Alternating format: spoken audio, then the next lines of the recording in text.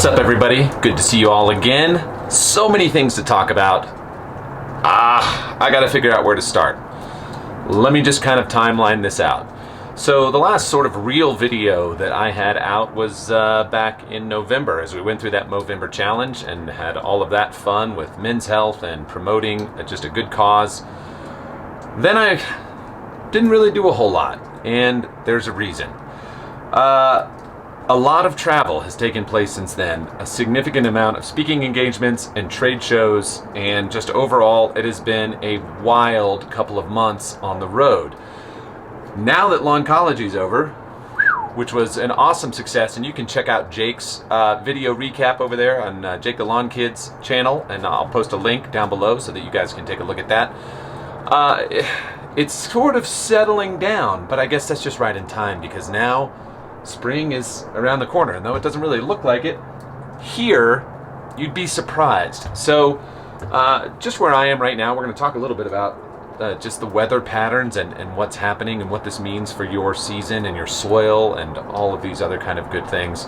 Let me talk about where I am here in the Intermountain West. So we started out with a pretty heavy early season, lots of early snow. Precipitation was moving ahead of normal. Before I traveled to Florida at the beginning of the month, we were about 20% above normal precipitation. That's really good.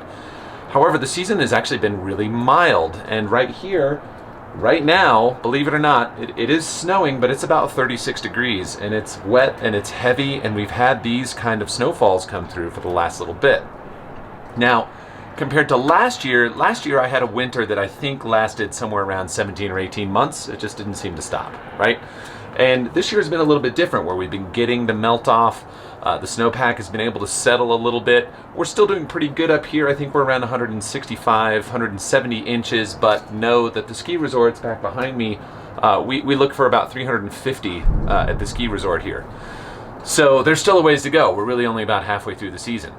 That being said, there has been some crazy and wild stuff happening locally. Down in the valley, about 30 minutes from me down in the Salt Lake Valley, it was warm. It's been in the 50s, almost to 60 degrees.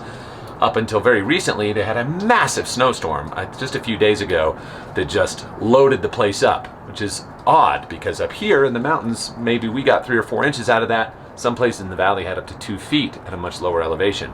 It was a warm, kind of different, sort of blizzardy lake effect snow. But up until then, I was seeing some strange stuff down in the valley. Grass seed was germinating on its own, starting to push up. Lots of green actually happening in lawns, and maybe you'll see from some of these other YouTube guys that are in Utah, they're going to be making some of these similar observations. So we're getting a pretty good amount of precipitation. It's getting down into the ground. That's really, really good. That slow melt is actually better for the springtime, you know, just so that we don't get like flooding and things like that. And again, we still have a ton of snow to go, and we want to take advantage of that as much as possible. But now let me transition you a little bit into my travels.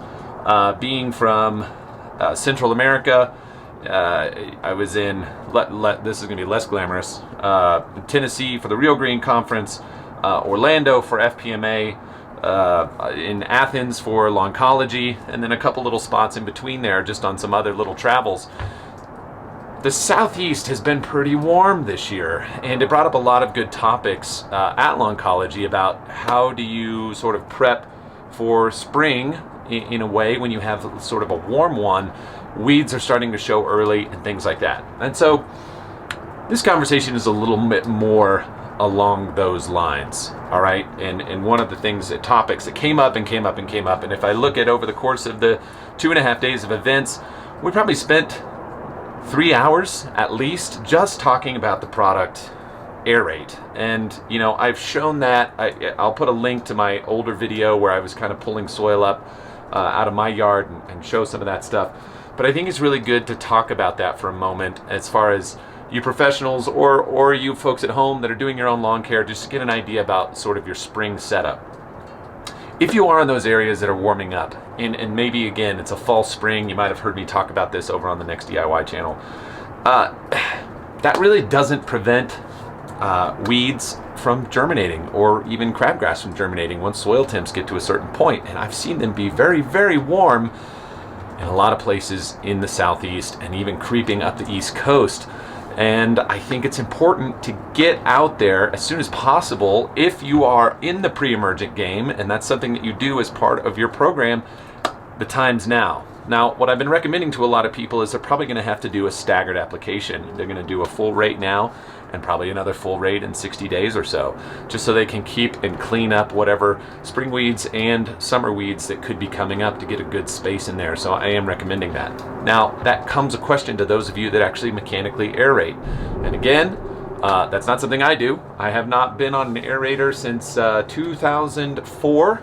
Was the last time I actually operated one of those pieces of machinery, and I'm probably good. I think I don't really need to do that again. Obviously, that was one of the reasons that the Air8 product came out. There are ways to have the soil be a little bit more friendly to you as far as accepting more of these spring rains, and also not breaking down your pre-emergent or causing any exposure as a mechanical aerator would if it went over after your pre-emergent application. So this is something that you guys can really be thinking about here going forward. So today I'm actually about to run down to the valley and meet with a bunch of lawn care guys. I'm gonna go do that. Everybody's talking about their spring things.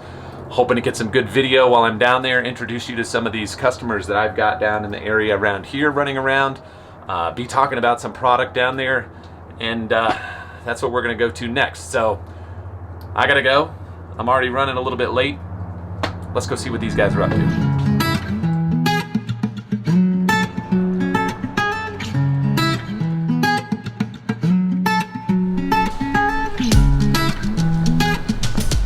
just want to grab some stuff. I gotta film in your office.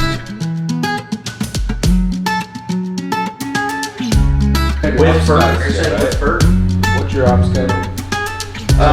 Is he able to handle a lot of that? He's getting better. He's checked that. Anyways, yeah. They're already having to schedule it, right? Getting out of day-to-day stuff and getting more into just working on it. They're ready. You just gotta give them some personal life back in the last year and a half. But you also told us that last year was the most profitable year for business too. Yeah, it was. And people were making more use of in-house.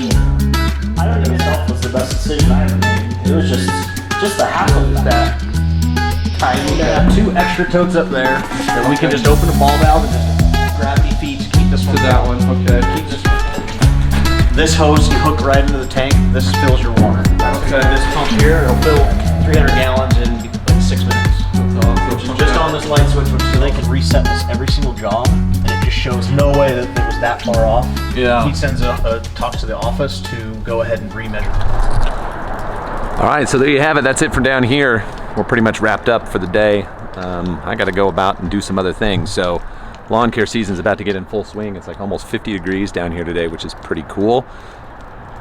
Still obviously a lot of snow. There was a big event, but you know, these guys are getting together, having this peer group that they created here locally, share ideas and pricing and how they're doing everything, which is pretty awesome. So I'm going to make sure that I list the companies that were here and just in the Utah area that we're visiting, that were just inside in that meeting, so you guys can see who they are and take a look at what they do. If you are a pro, you can check it out. If you're somebody in the just Utah area, we were covering today from Cedar City up to Ogden. There was a ton of people in there from different areas, so there's a lot of options for lawn care if you're looking for somebody to take care of it for you too.